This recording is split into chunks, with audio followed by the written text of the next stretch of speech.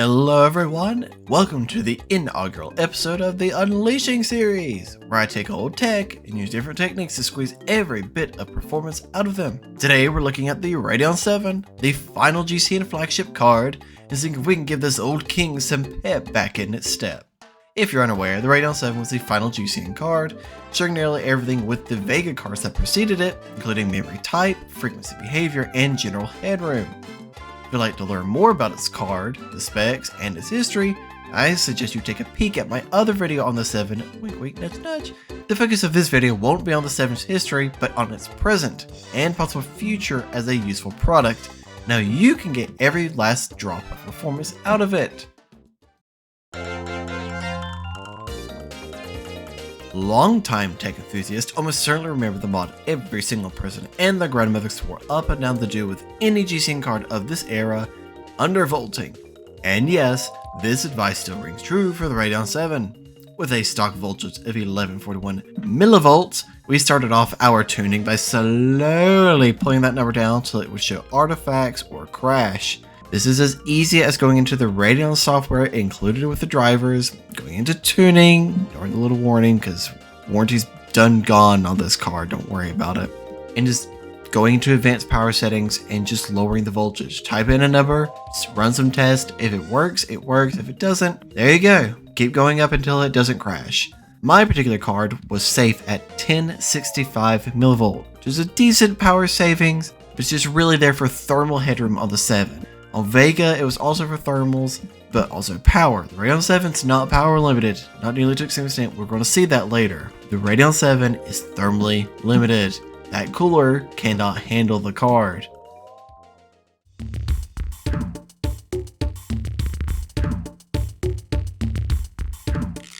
And speaking of power, not much changed for Radeon 7 even with a max power limit. It still pulls around 150 watts in gaming loads with our undervolt. It does, however, seem to help flatten out those frequency spikes we would see. Using more power play, a free program created by the Radeon Tweakers group, I raised power limits to plus 30% with a max amperage going up by 10 amps on both the SoC and the graphics core. While I don't recommend messing with the amperage much, the Radeon 7 comes overbuilt in terms of power delivery, so mild out of the spec changes should work with very little issue. You have to remember this card was built to be abused in servers for the rest of its life. It becoming a gaming card has a few happy accidents such as overbuilt power delivery.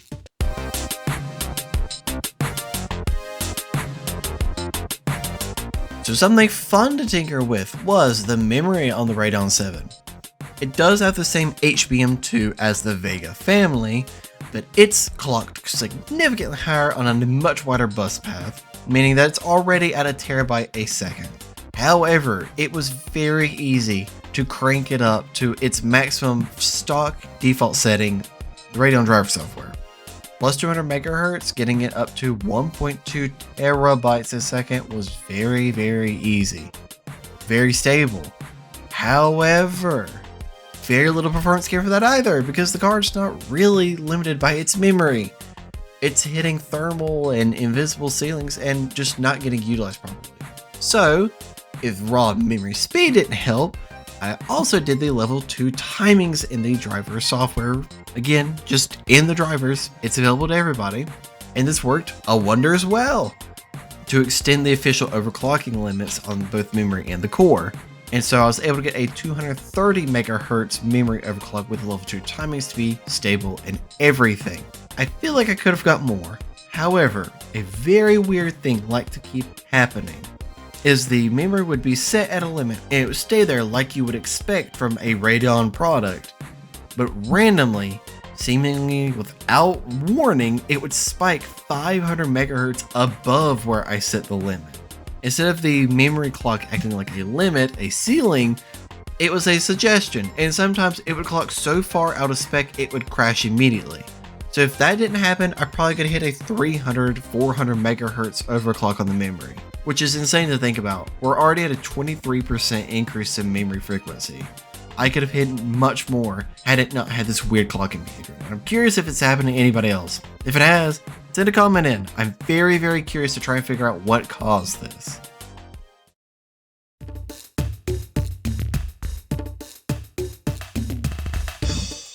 finally brings us to core overclocking. Core overclocking on the Radeon 7 was much less fruitful than memory overclocking. With our undervolt down to the 1065 millivolts, I was only able to add about 50 megahertz to the core, which really isn't that much at all.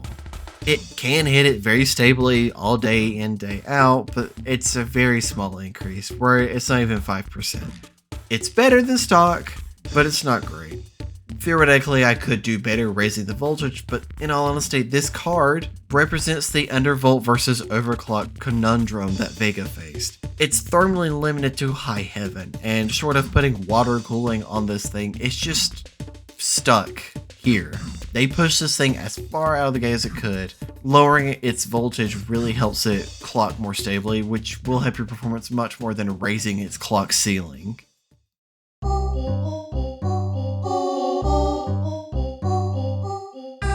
All our tinkering has led to this. The core is clocked 50 MHz higher to 1851 MHz, or a 2.7% increase, with memory clocks rising to an absurd 1230 MHz, giving a total bandwidth number of 1,259.5 gigabytes a second, or an increase of 23%, with some tighter memory timings further helping the memory stand out. Along with this comes a decrease in core voltage down to 1065 millivolts from 1141 stock, a reduction of 6.7%, an increase to total board power limit to 384 watts, with some small bumps to amperages, allowing us to let as much juice as needed flow into the card without exceeding temperature limits. I'm very excited to see how this pushes the old GCN flagship and to see where the limits of this card end up being after all of this.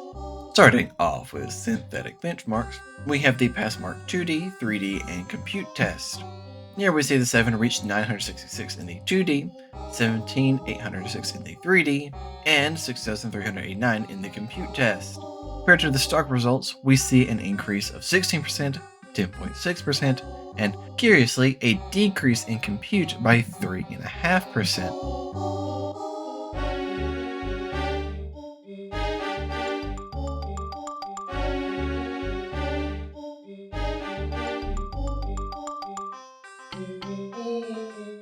And for Mark II, 1080p, 1440p, and 4K, the overclocked 7 hits 9,504, 6,996, and 3,660, respectively, resulting in percentile increases of 10.7%, 9.4%, and 6.9%.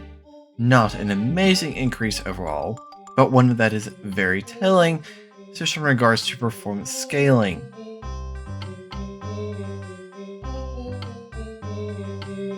In 3D Mark, we start off with the Firestrike Extreme test, where the OC7 reaches 13,447, or an increase of 1.6%.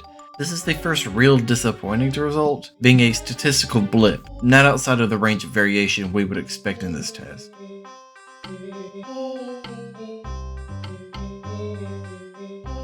In Time Spy, the 7 scores 9,405 points, or a negative 0.4% increase. Again, more statistical noise. No real increase or decrease in performance.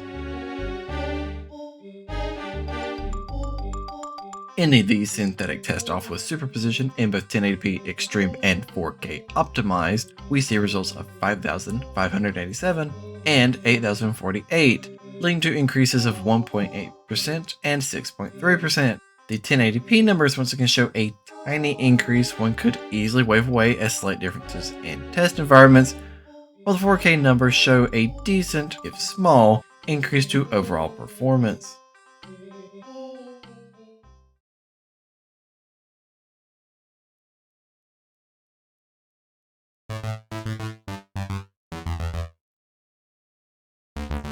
Starting off with our custom Dolphin benchmark, we see averages of 45.1 frames per second, 1% lows of 16.3, and 0.1% of 6.3. This represents an increase to the average of 26.7%. The 1% lows don't budge much, unfortunately, showing a possible bottleneck somewhere else in the system, or a lack of core utilization for this GCN beast.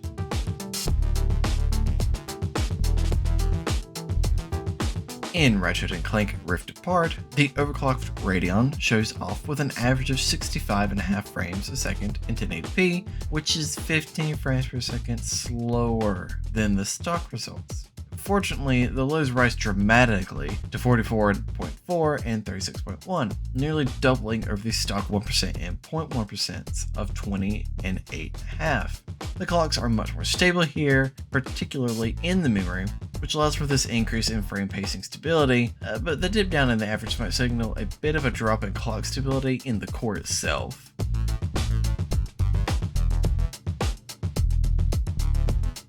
At 1440p, the numbers rise to averaging 51.5, 1% lows of 34.6, and 0.1% of 11.8, representing increases of 3.8, 33.1, and 174%.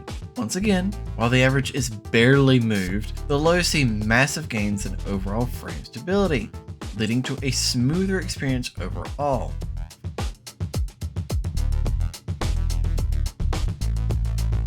Numbers show similar, with averaging of 32.9, 1% lows of 21.5, and 0.1% of 3.1. The averages rise here by 15.5%, with the lows going up by a rather large overall frames, so step percentages kind of lose all meaning. It's easy to point out here how much of an impact the overclock had, particularly in the lows, where you really feel any dips.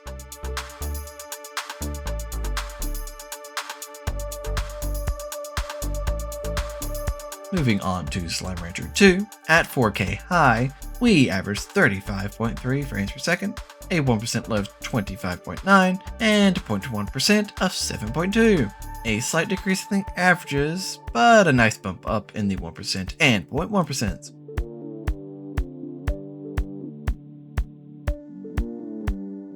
At 1440p high, the averages rose up to 70.5, 1% lows are 46.6, and the 0.1% is 20.2. We again see a very small decrease in the averages, but this time we also see the 1% drop to 46.6 from 57.6. An odd drop.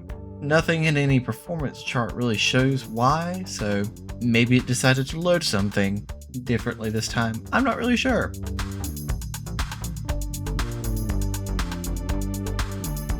Finishing it out at 1080p high, we averaged 112.8 FPS, 1% lows settle in at 38.4, and 0.1% at 10.6. This is a drop in every single metric compared to stock, and I do not know why. Clocks stay slightly above stock the whole time, they're stable here, and memory clocks stay much higher.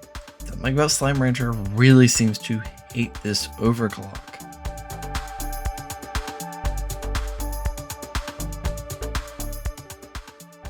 Ending it out with Overwatch 2 in 4K Ultra, we average 101 FPS, 1% lows of 13.4, and 0.1% of 1.3. A dramatic 69.2 increase over stock and averages, but a heavy drop in 1% and 0.1% lows.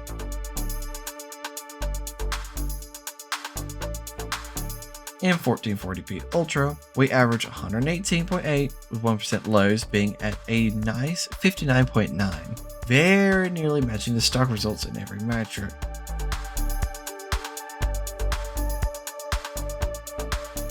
At 1080p Ultra, we average 137.5, which is the smallest drop over the stock averages of 159.7, but it's still very playable. But it seems that Overclock really didn't do much here.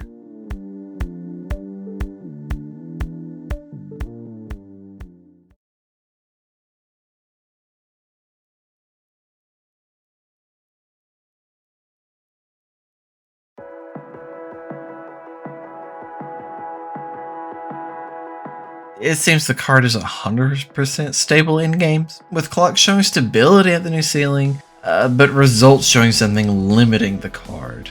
What that is, I have no real idea. It's very possible that it is the weird clock behavior that Radeon cards have where an overclock will show it works, but then when you go to play games and whatnot, it's not actually stable enough and it will just silently degrade performance. Maybe a small bump up in core voltage would help here, or a slight decrease in some of the overclocks, but in all honesty, the power limits over raised, it's not thermally throttling, and nothing shows any instability. My only real guess would be those micro drops in voltage stability, leading the card to drop in performance silently. In benchmarks, however, the card shows nothing but uplifts for the most part. If I was daily running this OC, I would leave the memory BIOS edits alone, keeping the 200 MHz ceiling in place from the Radeon driver, bump up the voltage to 1080 mV, trying to solve this phantom performance issue. So what do I recommend you do? If you own a Radeon 7, I recommend a mild undervolt, same as every other GCN card from this era. Raise those power limits to what AMD's drivers allow from stock, and crank up that memory speed. All in all, a bit disappointing, but I would be lying if I said I didn't have fun working with this card. I don't recommend you go out to buy one, but if you already have one, give it a good tinker, see what you can get out of it, and share results. There's a nice community around this card. They're always happy to have new members.